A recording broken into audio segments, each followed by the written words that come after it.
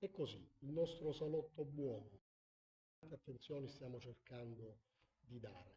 Ci saranno tanti eventi, il centro storico tornerà a riempirsi di cultura. In questi giorni inaugureremo un polo dedicato al tarantismo che avrà come punta di diamante un cinema tridimensionale che racconterà la storia del tarantismo.